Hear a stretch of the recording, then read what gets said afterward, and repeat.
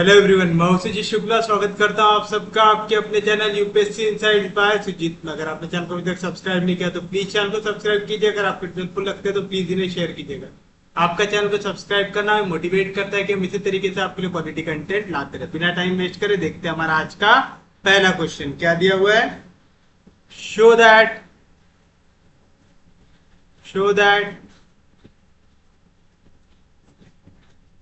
The plane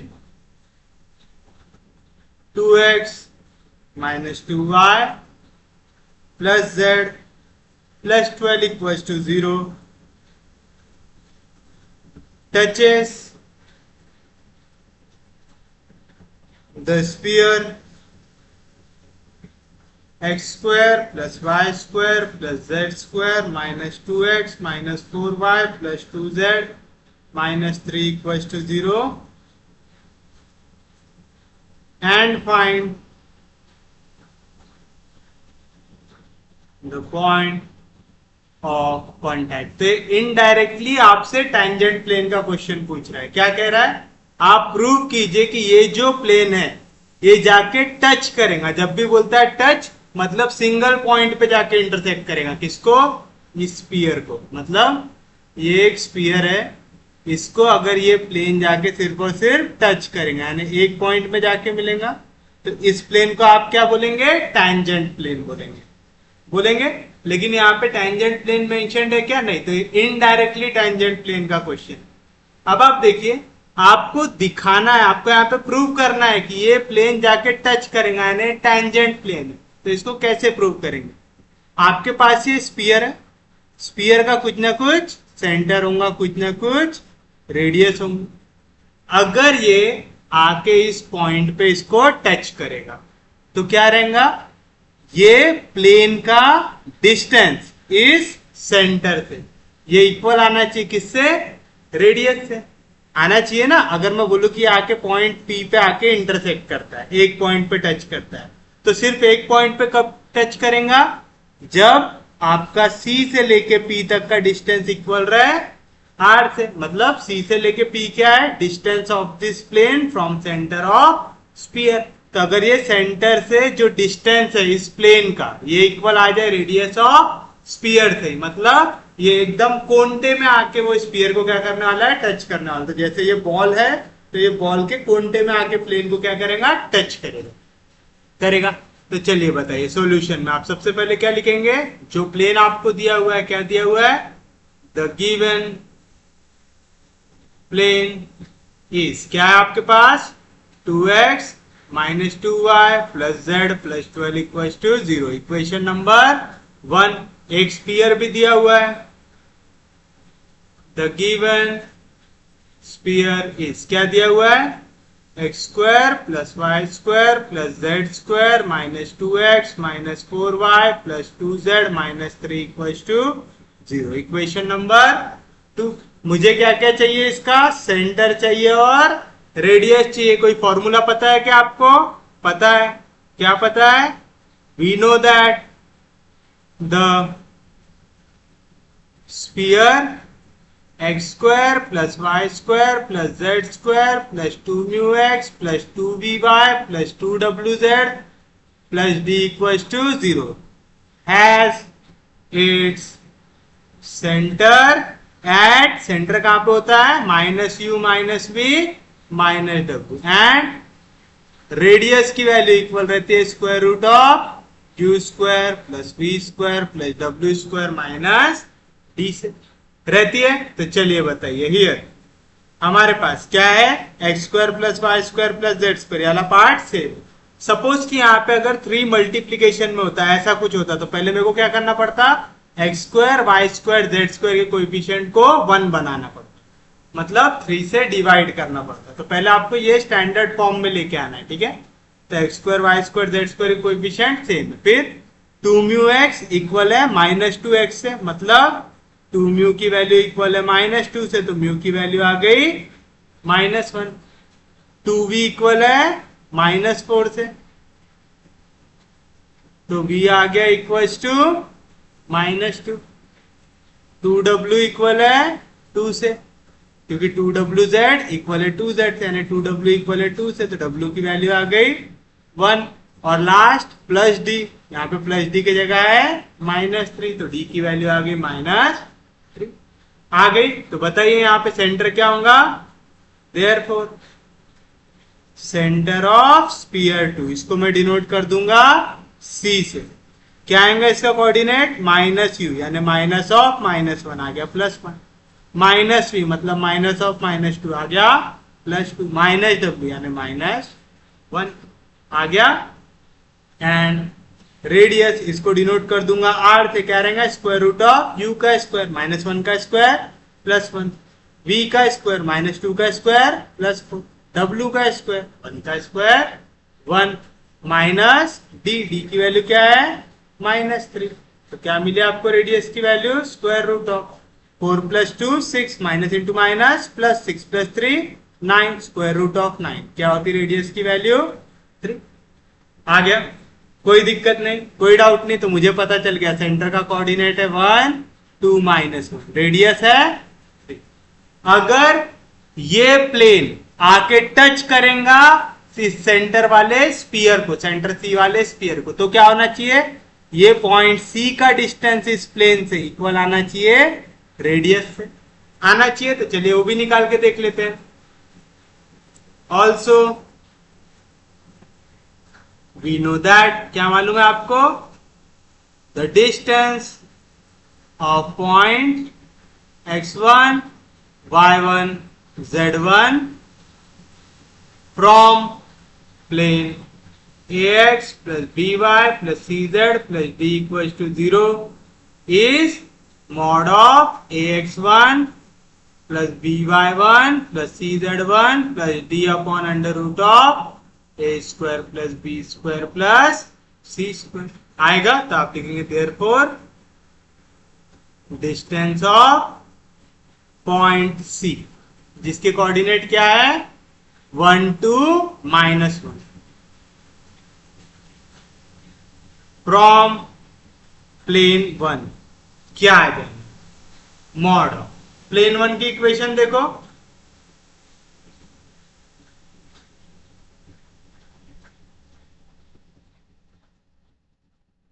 ये हमारा plane 1।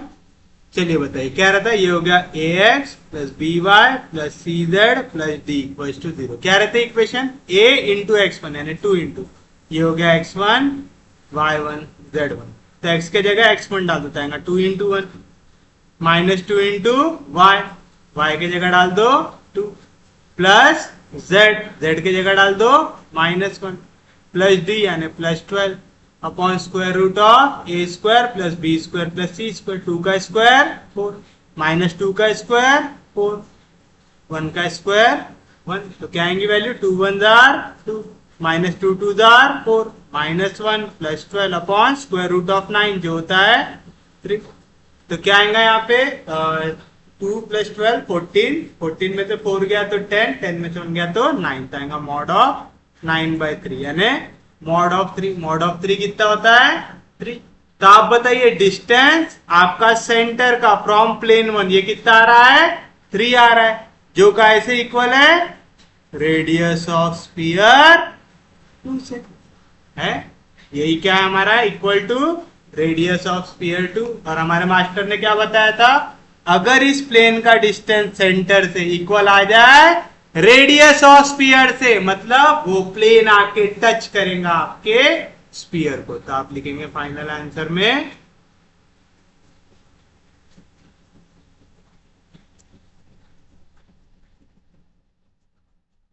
therefore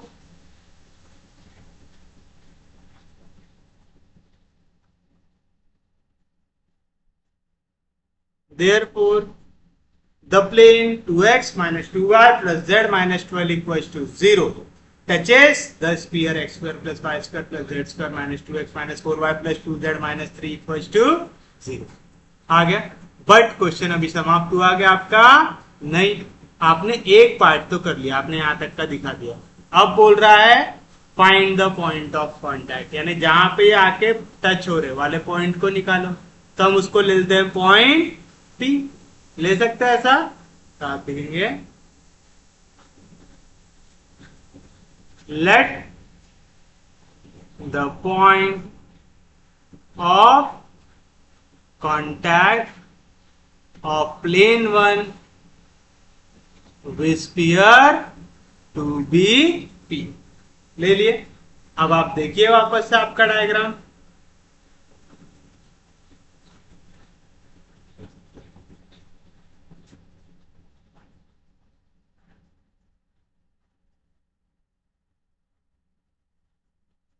ऐसा डायग्राम है आपके पास। अब आप एक चीज ऑब्जर्व कीजिए, आपको यहां पे कोऑर्डिनेट चाहिए पॉइंट ऑफ कांटेक्ट के, यानी पी के कोऑर्डिनेट के।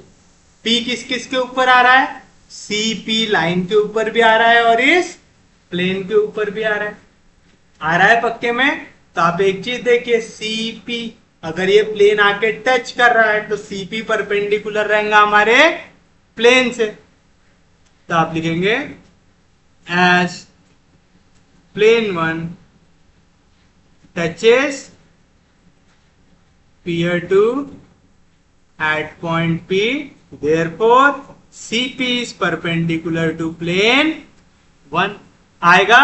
CP अगर परपेंडिकुलर है प्लेन 1 पे, और आपको पता है प्लेन 1 के नॉर्मल के डायरेक्शन रेशियोज क्या है, पता है? आप लिखेंगे द, ऐसे टाइप के क्वेश्चंस हम बहुत सारे कर चुके हैं। Direction ratios of normal to plane 1 are. Plane 1 की इक्वेशन है आपके पास, क्या है? 2x माइनस 2y, यानी इस फॉर्म में ax plus by plus cz plus d equal to 0, जहां पे a b c ये क्या होते हैं? Direction ratios of normal to the plane. तो क्या है? 2 माइनस 2 1, ये हो गया direction ratios of normal to the plane. और सीपी कैसा है? नॉर्मल है प्लेन 1 को, तो सीपी के डायरेक्शन रेशियोज भी मैं ले सकता हूं। तो आप लिखेंगे therefore the direction ratios of CP are क्या आ जाएंगे आपके? पहला आ जाएगा 2 माइनस 2 और 1। अब आपको सीपी के डायरेक्शन रेशियोज पता है, एक पॉइंट पता है, तो आप इक्वेशन ऑफ लाइन सीपी लिख सकते क्या? आराम से लिख सकते हैं।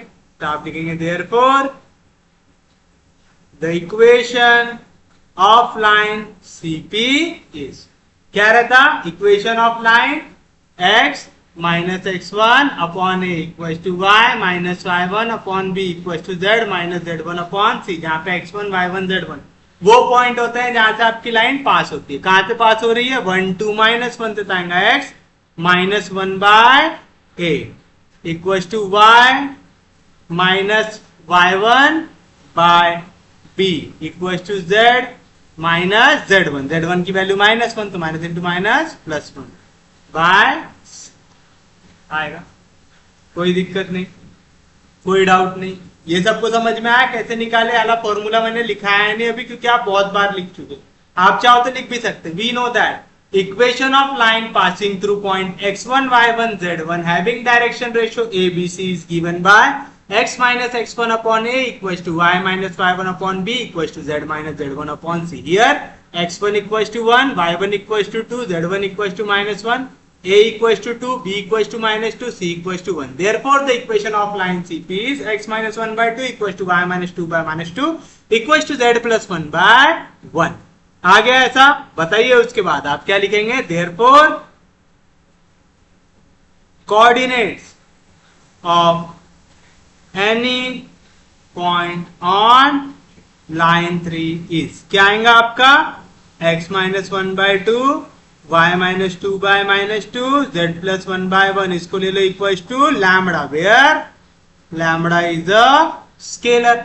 तो बताइए यहाँ से x की वैल्यू क्या आ जाएंगी? 2 इंटू लैम्बडा, 2 लैम्बडा, यहाँ पे माइनस 1 उधर गया तो प्लस 1। y की क्या आ जाएंगी? Minus 2 into lambda, minus 2 lambda, यहाँ पे माइनस 2 इधर गया तो प्लस 2। z की वैल्यू क्या आ जाएंगी? 1 इंटू लैम्बडा, लैम्बडा यहाँ पे प्लस 1 इधर गया तो माइनस 1। x y z तीनों कोऑर्डिनेट मिल गए, तो इसको ले लो आप कोऑर्डिनेट ऑफ पॉइंट P। तो let coordinate of point P क्या हो जाएगा? x coordinate 2 lambda plus 1, y coordinate -2 lambda plus 2 z coordinate lambda -1 आ गया।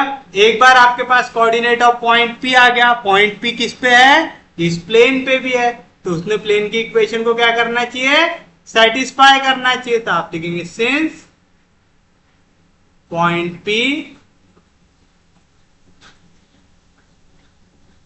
जिसके ये कोऑर्डिनेट है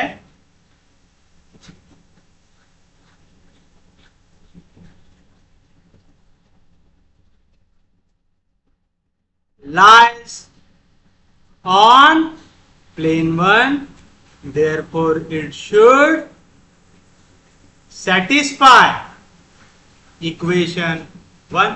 क्या है इक्वेशन 1 आपके पास, इक्वेशन ऑफ प्लेन, ये रही आपकी इक्वेशन 1। इस पे x, y और z की वैल्यू को कर दीजिए सब्स्टिट्यूट, तो आपको लैम्बडा मिल जाएगा।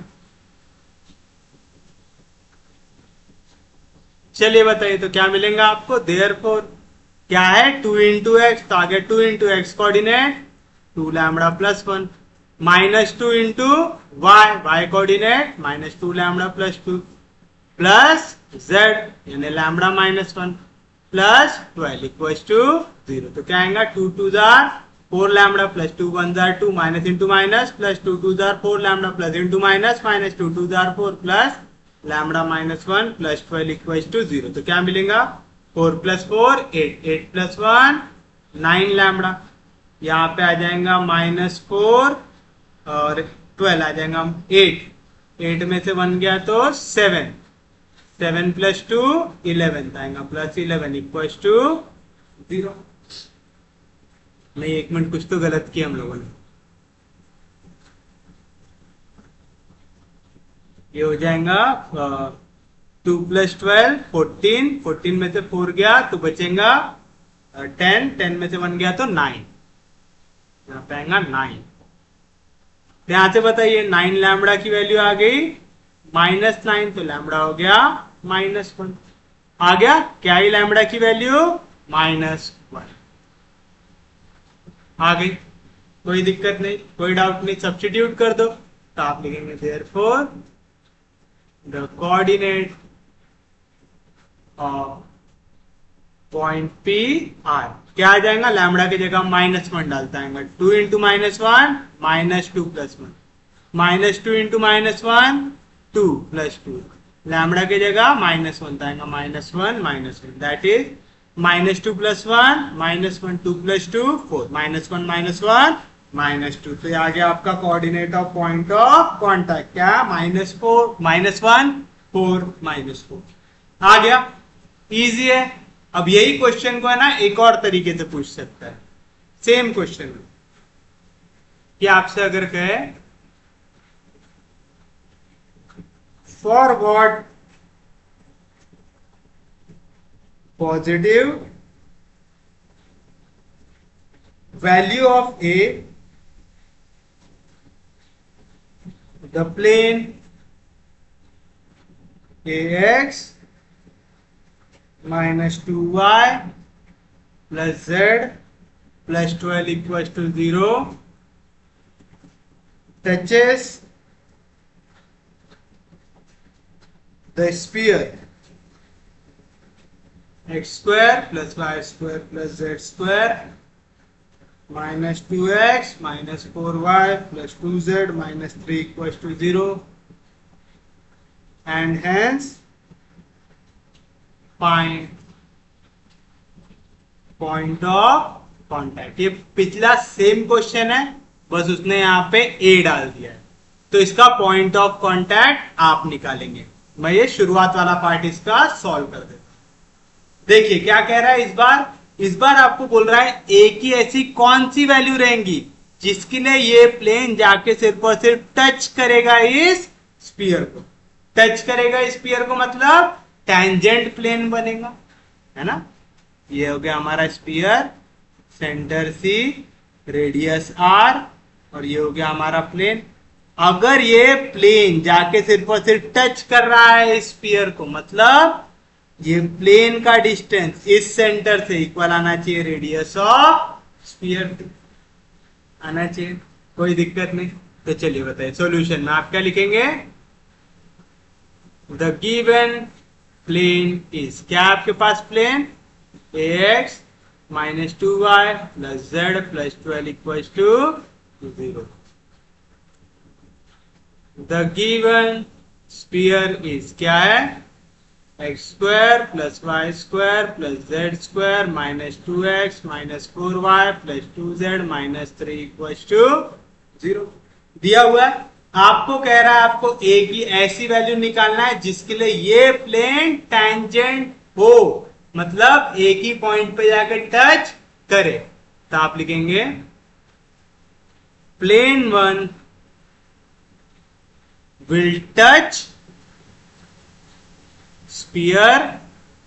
पहले इसका सेंटर और वो निकाल लेते हैं, पहले सेंटर निकाल लेते हैं, सी निकाल लेते हैं. तो आप लिखेंगे we know that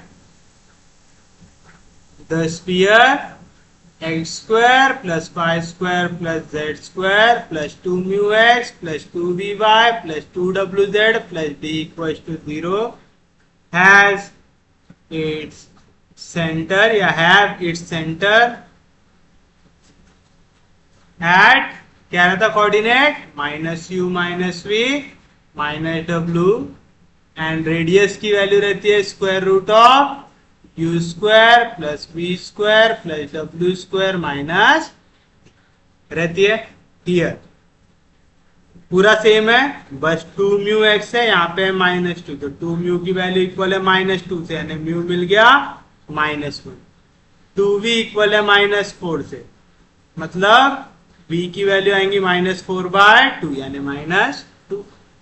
2w equal है 2 से, मतलब w इक्वल आ जाएगा 1 से आएगा. और d प्लस डी है, यहाँ पे वैल्यू माइनस 3, तो डी की वैल्यू आ गई माइनस 3. तो आप लिखेंगे देयरफॉर सेंटर ऑफ स्फीयर 2, इसको मैं डिनोट कर दूंगा सी से. क्या रहेंगी वैल्यू, माइनस यू तो minus into minus plus minus v minus into minus plus 2 minus डब्ल्यू आ जाएगा माइनस 1, एंड रेडियस इसको मैं डिनोट कर दूंगा आर से. क्या रहेगा, स्क्वायर रूट ऑफ यू का स्क्वायर माइनस 1 का स्क्वायर प्लस 1, v का स्क्वायर माइनस 2 का स्क्वायर प्लस 4, w का स्क्वायर 1 का स्क्वायर 1 माइनस d की वैल्यू माइनस 3. तो क्या मिला, r is equal to square root of 4 plus 2 6 minus into minus plus 6 plus 3 9 square root of 9 कितना होता है 3. तो आपको रेडियस भी मिल गया. अब बताइए आपका ये प्लेन अगर टच करेगा इस स्फीयर को, मतलब इस सेंटर का डिस्टेंस इस प्लेन से इक्वल आना चाहिए रेडियस ऑफ स्फीयर से. बस यही चीज को लिख दो. तो आप लिखेंगे as plane 1 touches sphere 2 therefore distance of point C from plane 1 ये इक्वल आना चाहिए रेडियस ऑफ स्फीयर 2 से, यानी r से. ये हो गया इक्वेशन नंबर 3. अब एक एक करके दोनों निकालो. पहले आप निकालो distance of a point from a plane. क्या है फॉर्मूला आपके पास, वी नो दैट, क्या पता है आपको, distance of a point x1 y1 z1 from a plane ax plus by plus cz plus d equals to 0 is mod of ax1 plus by1 plus cz1 plus d upon under root of a square plus b square plus c square आएगा. तो आप लिखेंगे therefore distance of point c. क्या है c के coordinate यहाँ पे 1 2 -1 from plane 1. क्या आ जाएगा, मॉड ऑफ, क्या है प्लेन 1 की इक्वेशन,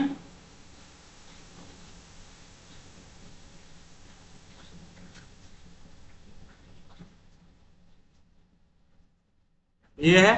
तो चलिए ये हो गया ax by cz plus d और ये हो गया x1 y1 z1. तो x y z की जगह x1 y1 z1 रखना है, बस आ जाएगा a into x1 into one, A into one one हो जाएगा, -2 इंटू वाई, वाई की जगह y1 जो है 2, प्लस जेड, जेड की value -1, plus 12 upon under root of a square plus b square plus c square का अंदर ए स्क्वायर प्लस -2 का स्क्वायर 4 स्क्वायर प्लस 1 का स्क्वायर आएगा। कोई दिक्कत नहीं, कोई डाउट नहीं, कैसे निकाले समझा? यानी क्या है वैल्यू आपके पास मॉड, यहाँ पे आ जाएगा ए, 2 2 जार 4, तो -4 -1 हो जाएगा -5। अब 12 में से 5 गया तो कितना बचेगा आपके पास? 12 में से 5 गया तो बचेगा आपके पास 7 upon square root of a square plus 4 plus 1 5। ये आ गया आपके पास distance of point from plane. ये हो गया इक्वेशन नंबर 4 हो गया। और आपने रेडियस शायद पहले ही निकाला हुआ है, रेडियस ऑफ स्फीयर, ये भी है आपके पास, तो हमें इसे देना चाहिए था इक्वेशन 3, इसे देना चाहिए था 4, इसे देना चाहिए था 5। तो आप लिखेंगे फ्रॉम इक्वेशन 3, 4 एंड 5, बताइए क्या मिलेगा आपको? हमें मिलेगा,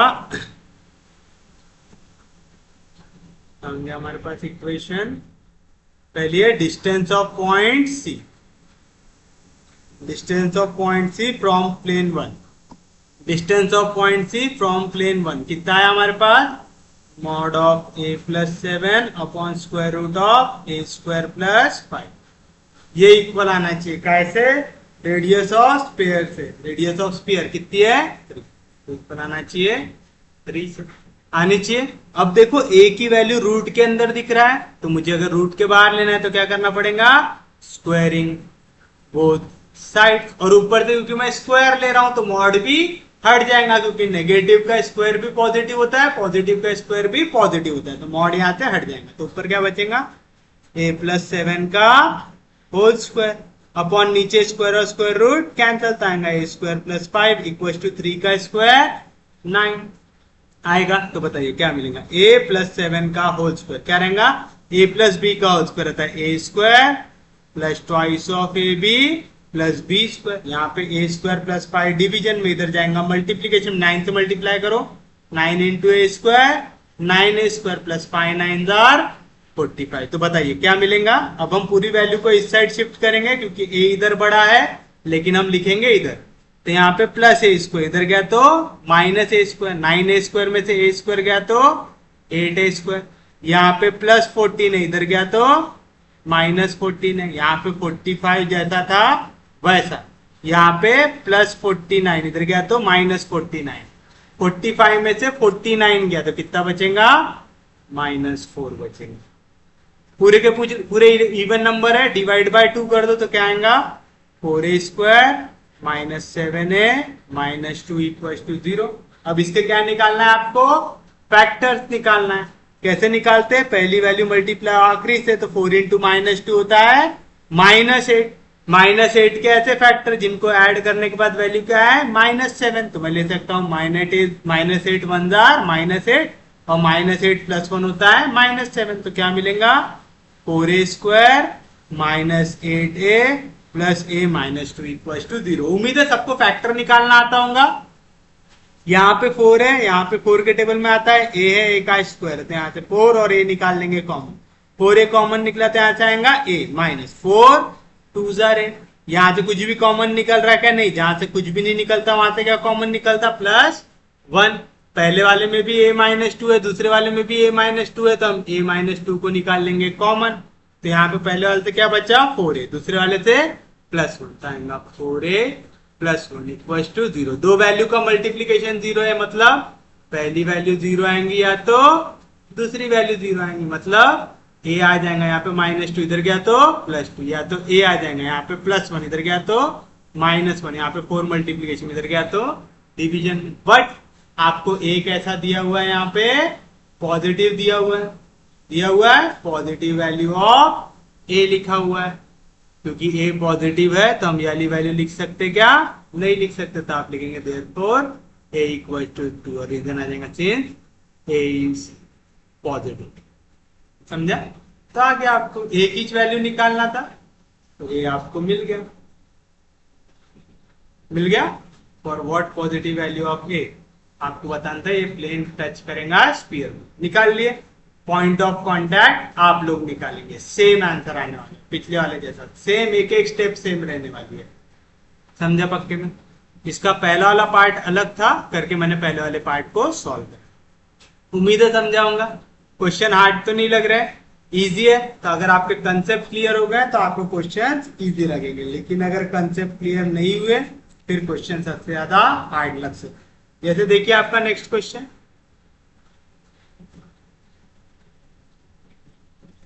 prove that the two spheres,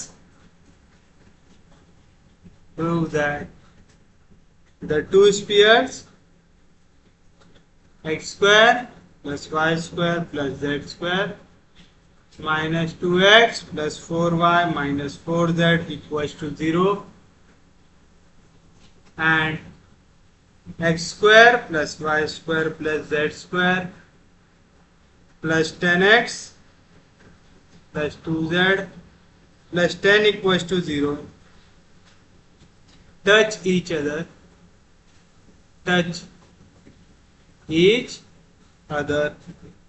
and find their point of contact। देखिए क्या बोल रहा है, आपको दो स्पीयर दिए हुए हैं, ये हो गया मेरा स्पीयर 1, ये हो गया मेरा स्पीयर 2। हो गया। आपको बोल रहा है ये दोनों के दोनों स्पीयर एक दूसरे को सिर्फ और सिर्फ टच करना चाहिए, मतलब एक पॉइंट पे इंटरसेक्ट करना चाहिए। याद रखिएगा, ये दो स्पीयर आपस में टच तब कर सकते हैं जब पहले स्पीयर का सेंटर और दूसरे स्पीयर के बीच के सेंटर का डिफरेंस ये इक्वल आना चाहिए रेडियस ऑफ पहला स्पीयर प्लस रेडियस ऑफ दूसरे स्पीयर। तो अगर आपने ये बता दिया कि डिस्टेंस बिटवीन देयर सेंटर ये आ रहा है दोनों रेडियस का सम, तो आप बोल सकते कि ये दोनों के दोनों स्पीयर क्या कर रहे हैं, एक दूसरे को टच कर रहे। समझ में आया?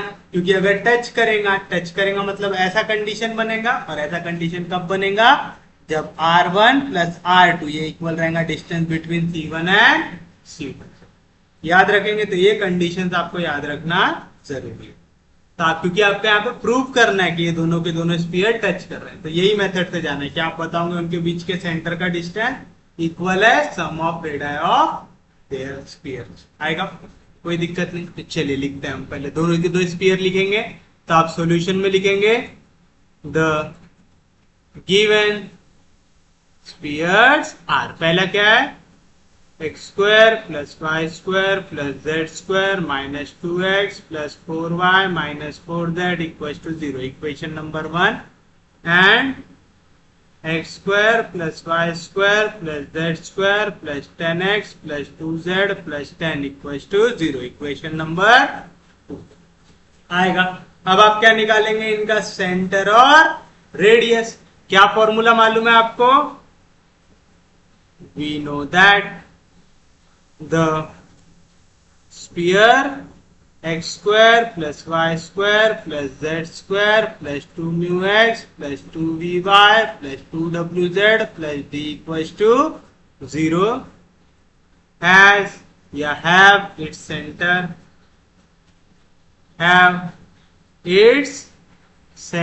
at minus u minus v minus w and radius square root of u square plus v square plus w square minus d रहता है ऐसा।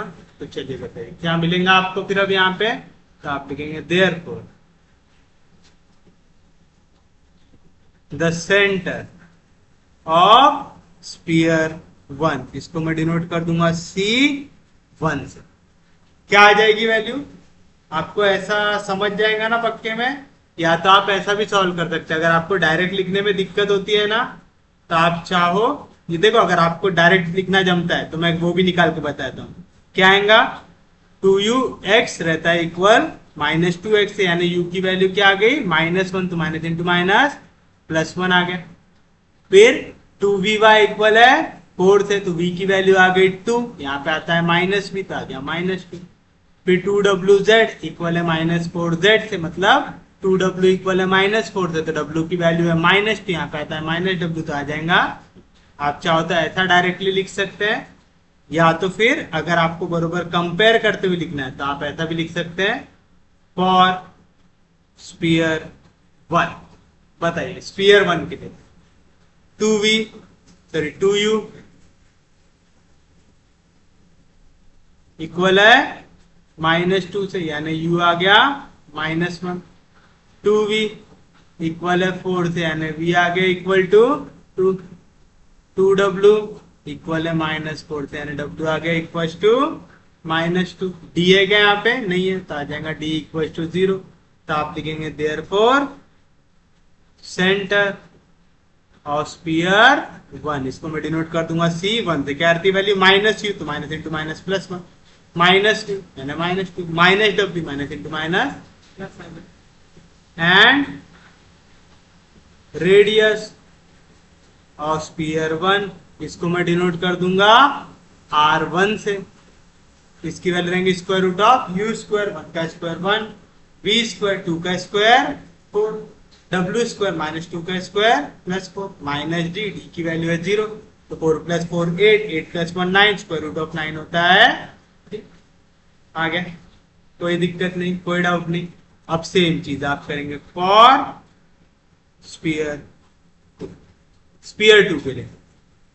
2μx इक्वल है 10x से, तो 2μ इक्वल आ गया 10 से, तो म्यू की वैल्यू आ गई 5। 2vy इक्वल है, यहाँ पे y की कोई भी टर्म नहीं है, तो इक्वल है 0 से, तो v भी आ गया 0। 2wz इक्वल है 2z से, तो 2w इक्वल हो गया 2 से, तो w की वैल्यू आ गई 1, और d आ गया इक्वल टू 10। आ गया, तो आप लिखेंगे देयरफॉर सेंटर ऑफ स्पीयर 2, इसको मैं डिनोट कर दूंगा C2 से। क्या रहेंगी वैल्यू, -u आ गया -5, -v मतलब 0, -w मतलब -2 आ गया। अब रेडियस भी निकाल लेते हैं,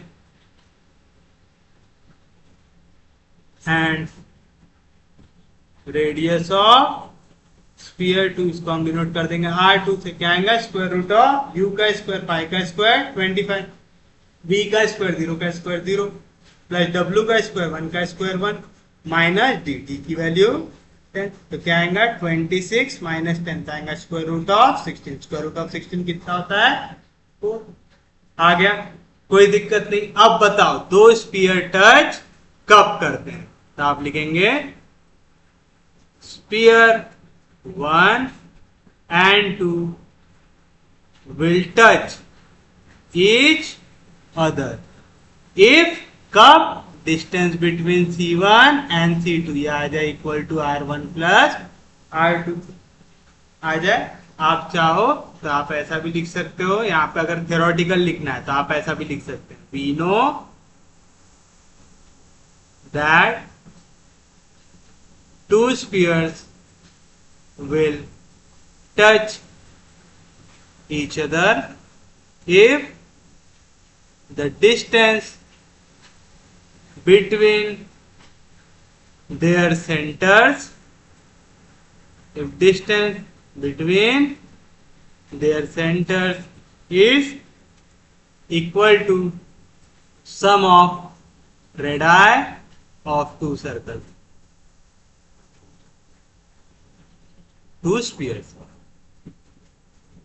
समझा, तो आपने पहले थ्योरेटिकली लिख दिया और फिर उसी को आपने थोड़ा सा मैथमेटिकल फॉर्म में भी लिख दिया, कोई दिक्कत नहीं, कोई डाउट नहीं। तो चलिए पहले आप डिस्टेंस फॉर्मूला से निकालो, distance between C1 and C2, तो आप लिखेंगे by distance formula, distance between C1 C2 आ जाएगा square root of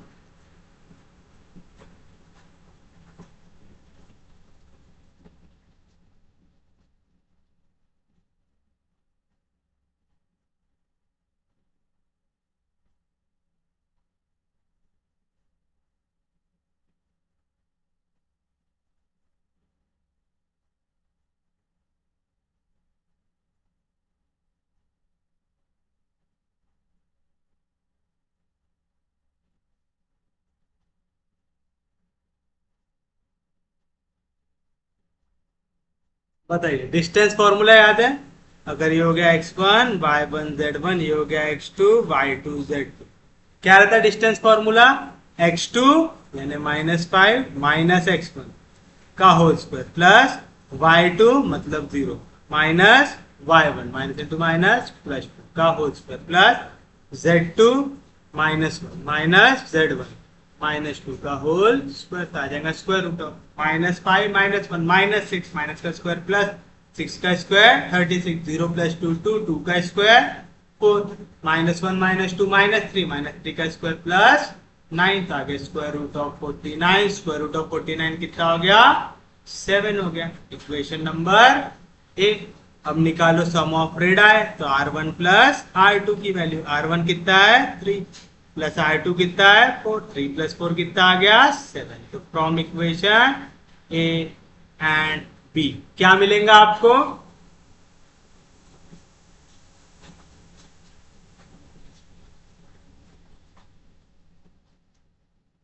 from equation A and B क्या मिलेगा? डिस्टेंस बिटवीन C1 C2 ये आ रहा है 7 और 7 वैल्यू है R1 प्लस R2 की, मतलब 2 स्पीयर। यहाँ पे आपको डिस्टेंस बिटवीन सेंटर ये इक्वल आ रहा है sum of radii of 2 spear से, मतलब ये दोनों के दोनों स्पीयर क्या करेंगे? एक दूसरे को टच करेंगे। तो आप therefore the given spheres 1 and 2 touch each other. पहला पार्ट हो गया सॉल्व। क्या दिखाना था? ये दोनों के दोनों क्या करते हैं? एक दूसरे को टच करते हैं। आपने दिखा दिया कि दोनों के दोनों क्या कर रहे हैं? एक दूसरे को टच कर रहे हैं। अब आपको निकालना है ये पॉइंट ऑफ कांटेक्ट। मैं इसको ले लेता हूं P, ले सकते हैं। तो आप लिखेंगे let P be the point of contact between sphere 1 and sphere 2। अब आप देखो क्या कंडीशन है। यह है सेंटर पहले स्पीयर का, यह है सेंटर दूसरे स्पीयर। ये दोनों हो रहे हैं टच इस पॉइंट पे। इस पॉइंट को मैंने ले लिया हूं P। C1 से लेके यहां तक ये जो है ये क्या है? रेडियस ऑफ फर्स्ट स्पीयर जो आ रही है 3। P से लेके C2 ये है रेडियस ऑफ सेकेंड स्पीयर जो आ रही है 4। आ रही है।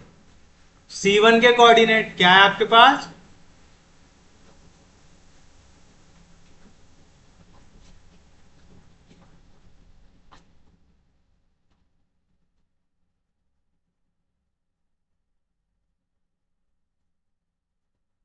ये आपके C1 के कोऑर्डिनेट, ऐसे आपके पास C2 के कोऑर्डिनेट है।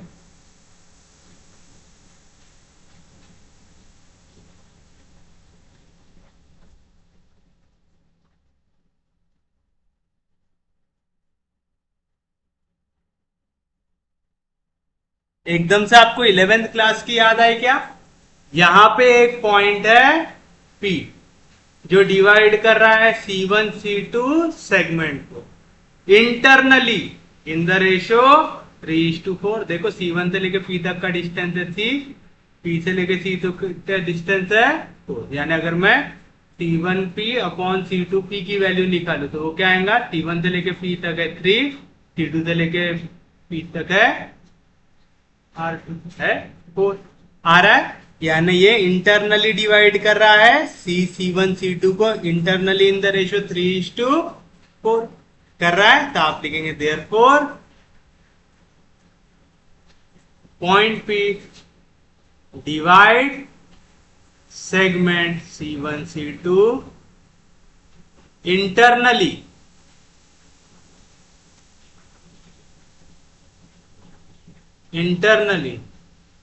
इन रेशियो 3:4 है। आपको पक्के में पता है। और ये भी फॉर्मूला याद होगा आपको कि the coordinate x y z of a point which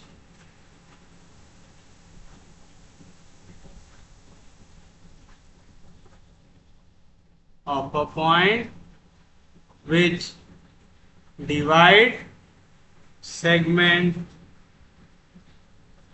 joining points, segment joining points x1 y1 z1 and x2 y2 z2 internally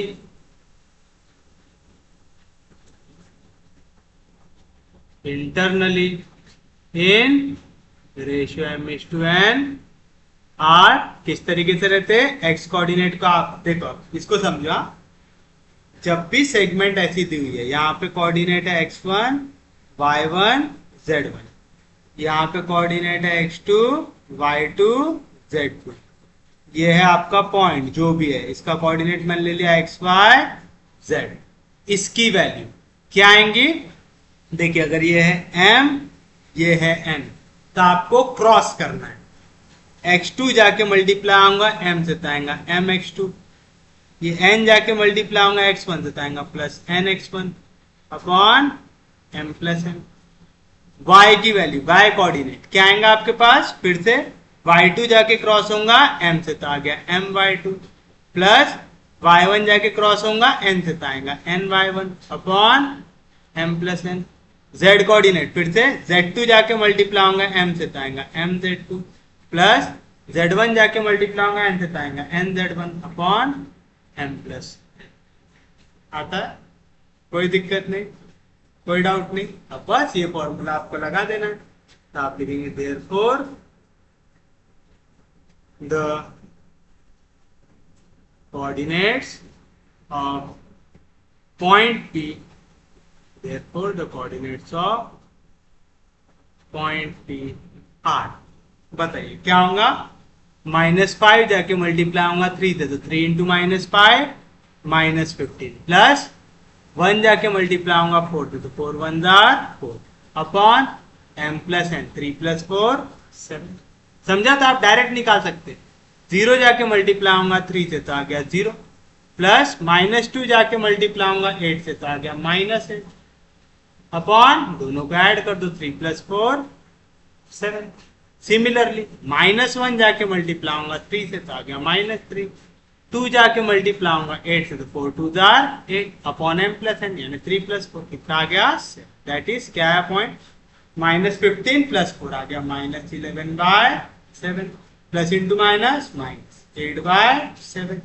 8 में तो 3 क्या? 5/7 दे देंगे आपके लिए आपका फाइनल आंसर। इजी है। तो बस आपको यहाँ पे इंटरनल डिवीजन का फॉर्मूला आना चाहिए था, और कुछ भी नया है क्या इसमें? नहीं, ये ऑलरेडी आप लोग पढ़ चुके हैं, और अभी हल्का सा रिवाइज भी हो गया होगा, मैंने एक बार फॉर्मूला लिखा दिया। तो उम्मीद है आराम से निकाल सकते हैं इस टाइप के क्वेश्चन, किसी को कोई दिक्कत नहीं, कोई डाउट नहीं। अब देखिए आपका नेक्स्ट क्वेश्चन जो है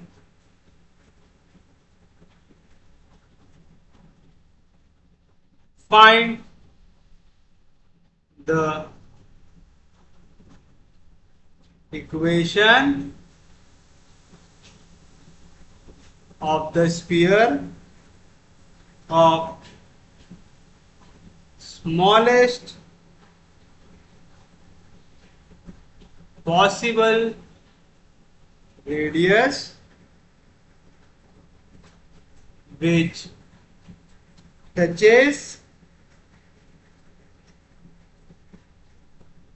the straight lines। कौन कौन सी? x -3/3 equals to y -8/-1 equals to z -3/1 and x plus 3/-3 equals to y plus 7/2 equals to z -6/4 आएगा। अब देखिए आपको क्या बोल रहा है यहाँ पे?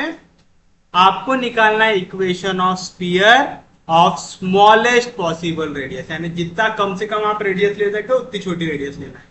साथ साथ वो स्फीयर ने ये दोनों लाइन को टच करना है। चलिए स्पीयर दो लाइन को टच करे, उससे पहले हमें ये पता होना चाहिए ये जो लाइन है ये पैरेलल लाइन है क्या, ये इंटरसेक्ट होती है क्या, या ये स्क्यू लाइन है क्या। अब पैरेलल कब होती, अगर इनके डायरेक्शन रेशियोज प्रोपोर्शन में आ जाए तो ये कैसे हो जाएंगी, पैरेलल हो जाएंगे। तो चलिए सॉल्यूशन में आप देखेंगे द गिवन लाइंस आर, क्या है पहली line x minus 3 by 3 equals to y minus 8 by minus 1 equals to z minus 3 by 1, equation number 1, and x plus 3 by minus 3 equals to y plus 7 by 2 equals to z minus 6 by 4, equation number 2।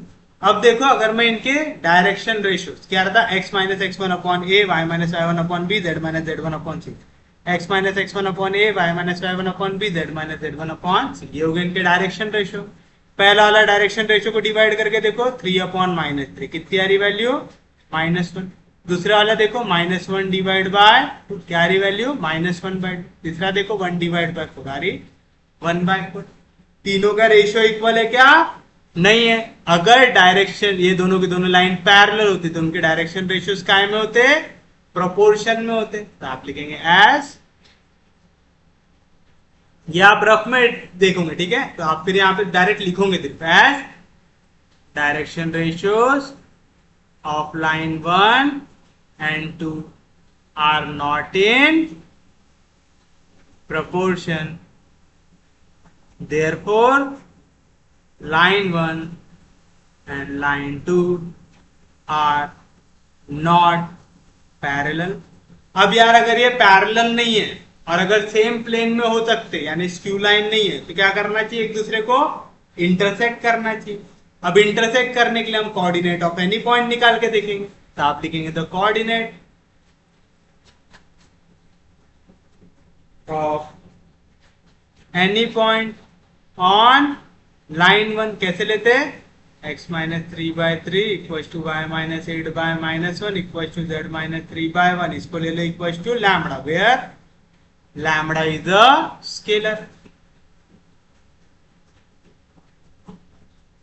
where lambda is a scalar। तो बताओ x coordinate क्या आ जाएगा, 3 into lambda 3 lambda, यहाँ पे -3 इधर गया तो +3, y की value -1 into lambda minus lambda, यहाँ पे -8 उधर गया तो +8, z की वैल्यू 1 इंटू लैम्बडा लैम्बडा, यहाँ पे -3 उधर गया तो +3 आ गया पक्के में। तो आप लिखेंगे देयरफॉर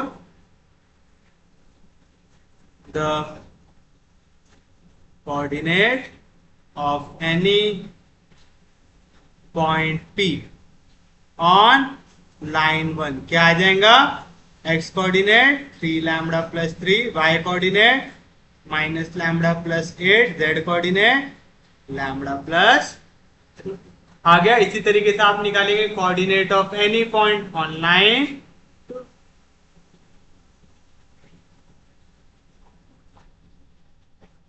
तो आप लिखेंगे the coordinate of any point on line 2,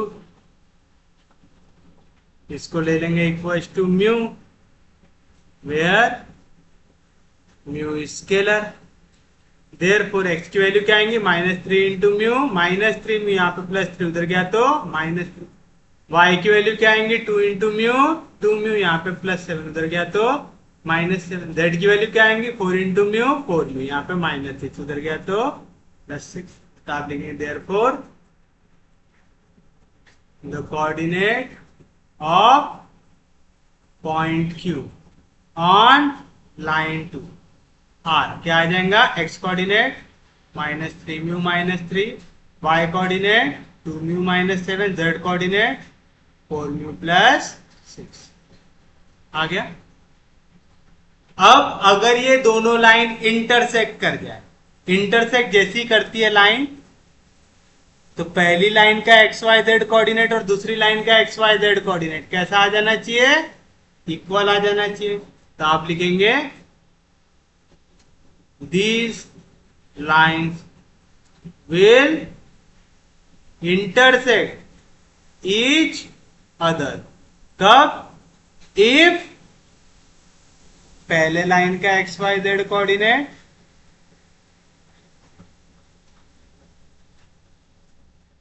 if पहले लाइन का एक्स वाई जेड कोऑर्डिनेट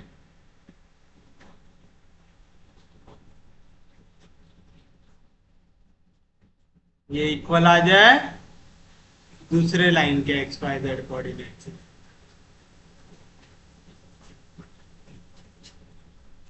आना चाहिए ऐसा, किसी को कोई दिक्कत नहीं आता।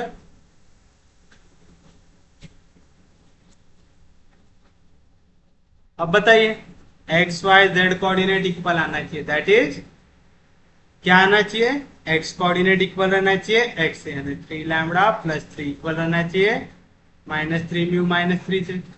वाई कोऑर्डिनेट वाई से इक्वल आना चाहिए, तो माइनस लैम्बडा प्लस 8 इक्वल आना चाहिए 2 म्यू -7 से। एंड जेड कोऑर्डिनेट इक्वल आना चाहिए जेड से, तो लैम्बडा प्लस 3 इक्वल आना चाहिए 4 म्यू प्लस 6 से। दैट इज पूरा 3 से डिवाइड होता है, 3 से डिवाइड कर देंगे तो क्या आएगा, lambda plus 1 equal to minus mu -1।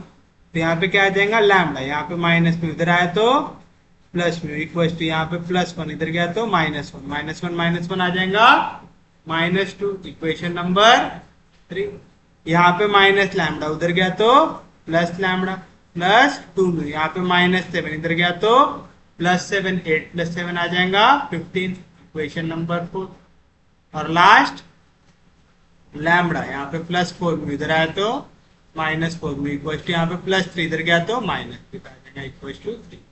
अगर ये तीनों इक्वेशन सेटिस्फाई कर जाए तो इक्वेशन क्या करेंगे, एक दूसरे को इंटरसेक्ट करेगी। अब देखो करता है क्या, क्योंकि आपको पहले पता लगाना पड़ेगा ये दोनों लाइन के बारे में, क्योंकि ये दोनों लाइन आपको टच करना चाहिए स्फीयर को, तो आपको पता रहना चाहिए कि ये दोनों लाइन आपस में इंटरसेक्ट हो रही है नहीं हो रही है, स्क्यू लाइन से कि नहीं है। सबसे मेन हम चेक करें स्क्यू लाइन से कि नहीं है। स्क्यू लाइंस कौन सी रहती, ऐसी लाइन जो ना ही पैरेलल हो और ना ही इंटरसेक्ट करे, तो ऐसी लाइन को हम बोलते हैं स्क्यू लाइन बोलते हैं।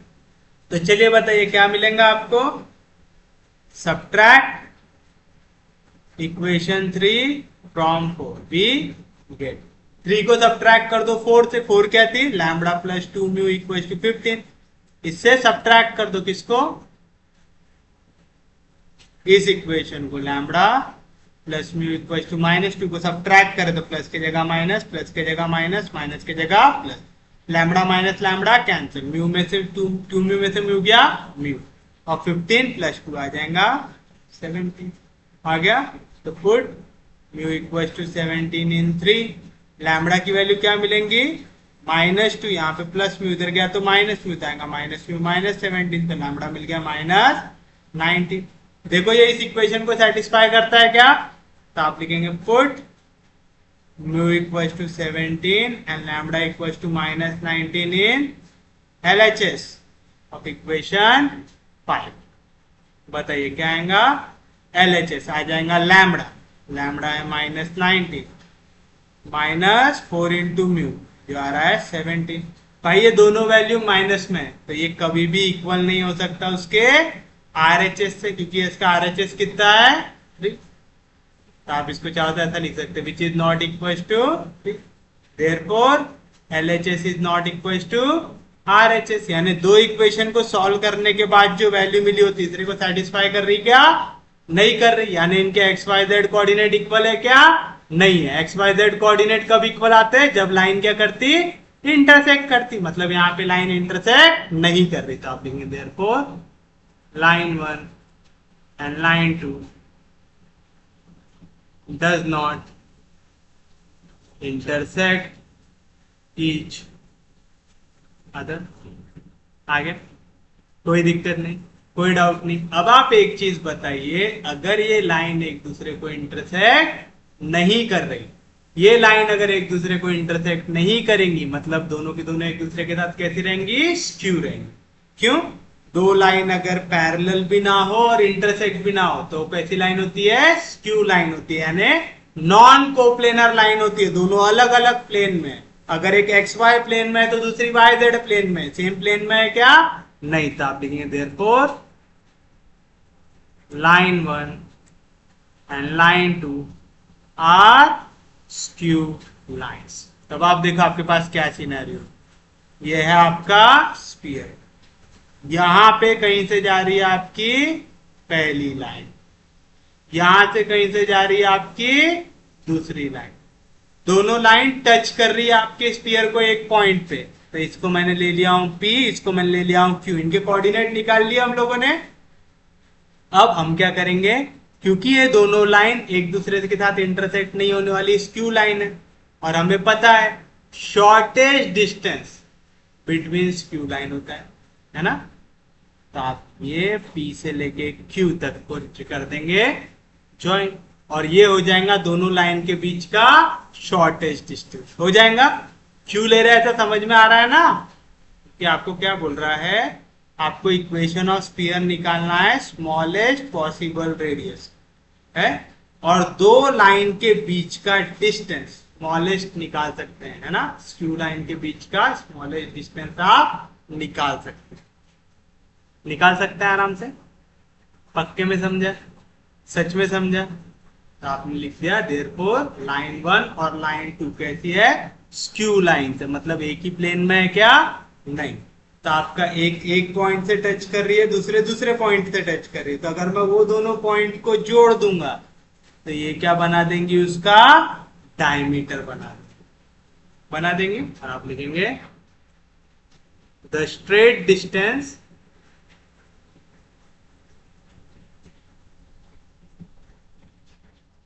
between two skew lines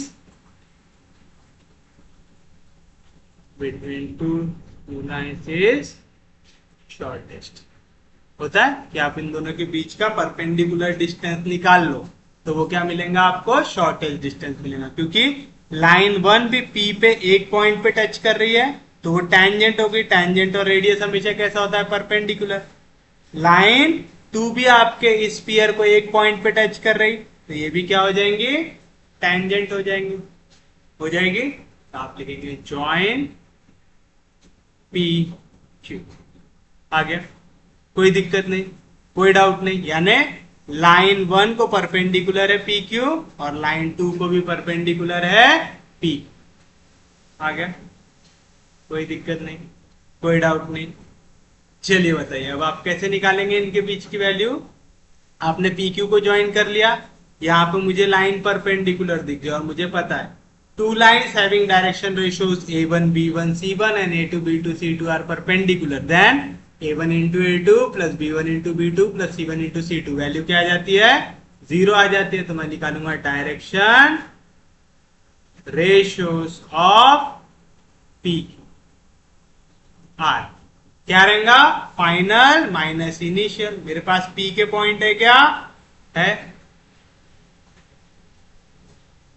ये है मेरे पास कोऑर्डिनेट ऑफ पॉइंट P।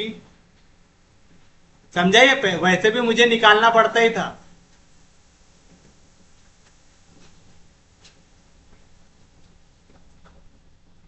ये हो गया आपके पास कोऑर्डिनेट ऑफ पॉइंट P। इसी तरीके से आपके पास है कोऑर्डिनेट ऑफ पॉइंट Q।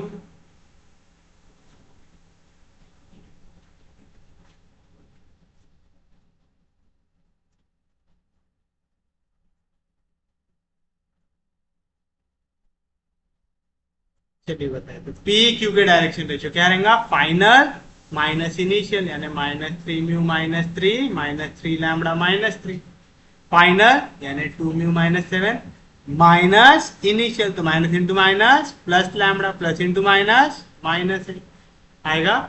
फिर से फाइनल मतलब 4 म्यू +6 माइनस इनिशियल आएगा minus lambda minus, that is क्या है वैल्यू, -3 लैम्बडा -3 म्यू -3 -3 -6। यहाँ पे लैम्बडा +2 म्यू -7 -8 -15, और यहाँ पे माइनस लैम्बडा +4 म्यू, 6 में से 3 गया तो प्लस। आगे कोई दिक्कत नहीं, कोई डाउट नहीं। तो आपको समझ में आ रहा है ना ये जो शॉर्टेस्ट डिस्टेंस है मैं इसको क्या ट्रीट करने वाला हूं, एज अ डायमीटर। और अगर मुझे डायमीटर के opposite and point of diameter पता चल जाए तो मैं इक्वेशन ऑफ स्फीयर निकाल सकता हूं, क्या निकाल सकता हूं। समझ रहा है पक्के में? किसी को कोई दिक्कत नहीं, कोई डाउट नहीं, समझा पक्के में? तो चलिए बताइए। अब बताइए क्या करेंगे। पी क्यू के तो डायरेक्शन रेशियोज पता चल गए, L1 के पता है क्या, ये भी पता है, तो आप लिखेंगे direction ratios of line 1 are. Line 1 के डायरेक्शन रेशियो क्या है, x minus x1 upon a, y minus y1 upon b, z minus z1 upon c। तो क्या है 3 माइनस 1 1। क्या है डायरेक्शन रेशियो, 3 माइनस 1 1। तो आप लिखेंगे एज पी क्यू, ये परपेंडिकुलर रहेगा लाइन 1 से। क्यों रहेगा समझा ना, लाइन 1 टच कर रही है स्फीयर को, मतलब लाइन 1 क्या है, tangent, and tangent is always perpendicular to radius. P और क्यू क्या ले रहे हैं हम, हमारा डायमीटर ले रहे हैं। क्यों, क्योंकि मुझे पता है मुझे ये दोनों लाइनों को वो टच कर रहा है, दोनों की दोनों नॉन कोप्लेनर लाइन है ना, इन्हें अलग अलग प्लेन में। तो आपके स्फीयर ने इन दोनों को टच करना ही चाहिए। तो अब हमको चाहिए कि उसकी रेडियस सबसे छोटी हो। सबसे छोटी हो तो आप क्या करेंगे, आप ऐसे पॉइंट में टच कराएंगे स्फीयर को वो दोनों लाइन के साथ कि इनके बीच का डिस्टेंस कैसा मिले, शॉर्टेस्ट मिले। वही हमने लिखा था, straight distance between two skew line is shortest. दिया आपने, मतलब एकदम छोटे वाले डिस्टेंस पे आपने दिया है, समझा। और अगर ऐसे लैंग्वेज में नहीं समझ रहा हो ना तो आप ये इसको इस स्टेटमेंट की जगह ऐसा भी लिख सकते कि let the line 1 and line 2 touch sphere at point P and Q such that distance between these skew lines is minimum। ऐसा लिख लो, ये और ज्यादा थ्योरेटिकली आपको बाद में पढ़ने में अच्छा लगेगा कि लाइन 1 और लाइन 2 टच करेंगे हमारे स्फीयर को, ऐसा दिया हुआ है तो हमने ले लिया टच कर रहे हैं पॉइंट P और Q पे। किस तरीके से कि डिस्टेंस इन दोनों की स्क्यू लाइंस के बीच का कैसा रहे हमारे पास, मिनिमम है। तो जो मिनिमम वाला है वहां से हमारे पास वो टच करे। समझा पक्के में, सच में समझ रहा है? तो यानी ये लाइन का सपोज कि ये इस पॉइंट से इस पॉइंट तक का डिस्टेंस मिनिमम है, तो मैं बोल रहा हूं यहां पे टच कर जाए मेरा स्फीयर P पे, यहां पे टच कर जाए मेरा स्फीयर Q, ताकि ये डिस्टेंस मिल जाए मिनिमम। क्योंकि मुझे जो स्फीयर बनाना है वो बनाना है मिनिमम रेडियस। चलिए, अगर if two lines are perpendicular then sum of product of their direction ratios is 0। ये हो गया A1 B1 C1, ये हो गया A2 B2 C2। तो क्या आता, A1 into A2 plus B1 into B2 plus C1 into C2। इसका आंसर आ जाना चाहिए 0। तो क्या आएगा, plus into minus, minus 3 3 9 lambda, plus into minus, minus 3 3 9 mu, minus 6 3 18। Minus sign अंदर जाएगा तो minus lambda minus 2 mu plus 50। 1 अंदर जाएगा तो कुछ चेंज नहीं, minus lambda plus 4 mu plus 3 equals to 0। मतलब क्या मिला यहाँ से आपको, minus 9 minus 1 minus 10 minus 11 lambda, minus 9 minus 2 minus 11 minus 11 plus 4 minus 7 mu minus 18 और ये 15 प्लस 3 18, माइनस 18 प्लस 18 कैंसिल, तो आ जाएगा 0। मतलब यहां से आपको माइनस 11 लैम्बडा की वैल्यू मिली 7 म्यू, यानी लैम्बडा की वैल्यू मिल गई माइनस 7/11 म्यू। आ गया? पीछे दे दो इक्वेशन नंबर, कितनी दे चुके हो यार, अभी तक 5 दे चुके हैं ना, ये हो जाएगा इक्वेशन नंबर 6। आ गया? सिर्फ लाइन 1 परपेंडिकुलर है क्या PQ को? नहीं, लाइन 2 भी परपेंडिकुलर है। तो also line two is perpendicular to P Q, ऐसा। चलिए पी क्यू के भी डायरेक्शन रेशियो थे, पी क्यू के डायरेक्शन रेशियो थे, अब लाइन टू के निकालो। लाइन टू के डायरेक्शन रेशियो क्या है आपके पास, -3 to 4। क्या है डायरेक्शन रेशियो, -3 to 4।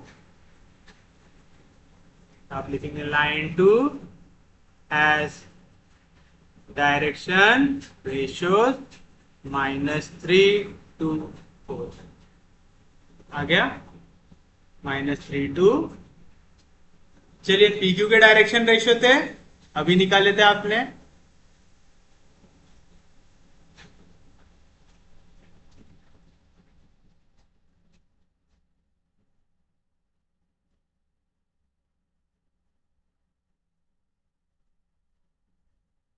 इसको नीचे लिख लेता हूं, ये हो गया A2B2C2, ये हो गया A1B1C1। तो देयरफॉर क्या मिलेगा, A1 into A2 plus B1 into B2 plus C1 into C2। क्या नीचे इसकी value 0, minus into minus plus, 3 3 9 lambda, 3 3 9 plus 3 6 18 plus 2 into lambda 2 lambda, 2 2 4 mu minus 15 2 30 plus into minus -4 lambda plus 4 4 16 mu plus 4 3 12 equal to 0। तो क्या मिला आपको, 9 plus 2 11, 11 में से 4 गया तो आएगा 7 लैम्बडा, 9 प्लस 4 13, 13 प्लस 16 आ जाएगा 29, 18 प्लस 12 30, 30 में से 30 गया 0 आ गया। तो ये हो गया आपके पास इक्वेशन नंबर 6। तो फ्रॉम इक्वेशन 5 and 6 क्या मिलेगा, 7 इंटू लैम्बडा, सर ये तो 6 ही है, हमको 7 देना पड़ेगा। लैम्बडा की वैल्यू क्या है, -7/11 म्यू, आएगा -7/11 म्यू, इसे दे दो 7, और यहाँ पे आएगा from equation 6 and 7 plus 29 mu equal to 0। अब देखो यहाँ पे भी म्यू है, यहाँ पे भी म्यू है, और इनका सम तो 0 नहीं होने वाला, यानी यहाँ से म्यू की वैल्यू क्या आ गई, 0। समझा ना, 7 7s are 49 mu plus 11 into 29 कितना आएगा, 29 into 11, 9 1s are 9, 2 1s are 2, 9 plus 2 11, 9 1 3 कितना आएगा, 319 म्यू अपॉन 11 इक्वल टू 0। तो देखो यहाँ पे इनका सम तो कितना आएगा आपका, म्यू की कोई तो भी वैल्यू आएंगे इक्वल टू 0। तो put mu equal to 0 in 7। तो क्या मिलेगा आपको, 7 into lambda plus 29 into 0 equal to 0, यानी 7 लैम्बडा की वैल्यू 0। तो लैम्बडा भी कितना मिल गया आपको, 0 मिल गया। तो म्यू भी 0 आ गया और लैम्बडा भी 0 आ गया। तो बताओ therefore coordinate of point P क्या आ जाएगा, जहां जहां लैम्बडा है पी में उसके जगह डाल दो 0। तो ये था कोऑर्डिनेट ऑफ पॉइंट पी।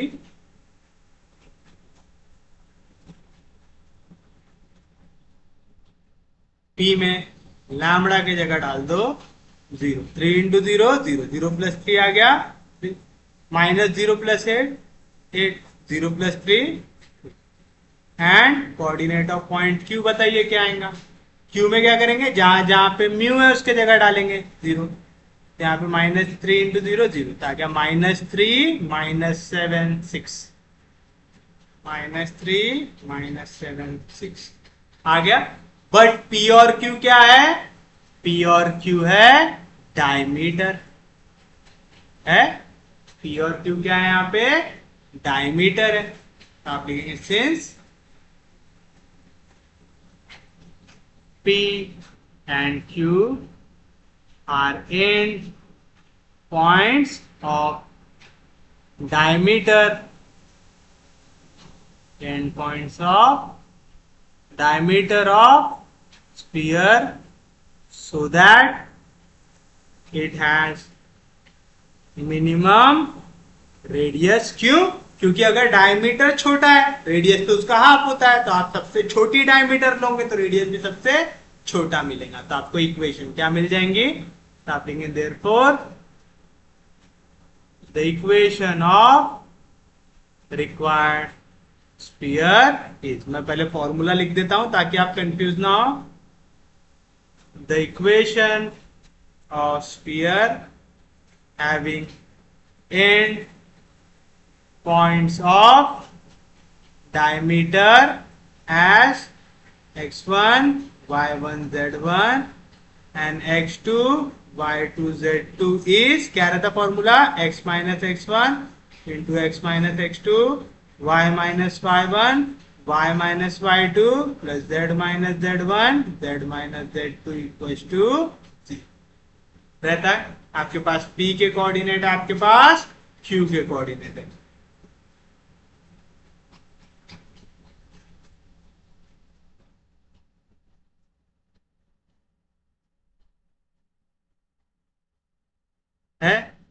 तो ये हो गया आपके पास x1 y1 z1, ये हो गया x2 y2 z2। तो क्या आ जाएगा, x minus x1 into x2 minus x1 minus into minus plus 3 plus y minus y1 into y2 minus y1 minus into minus plus 7 plus z minus z1 upon z2 minus z1 equals to 0।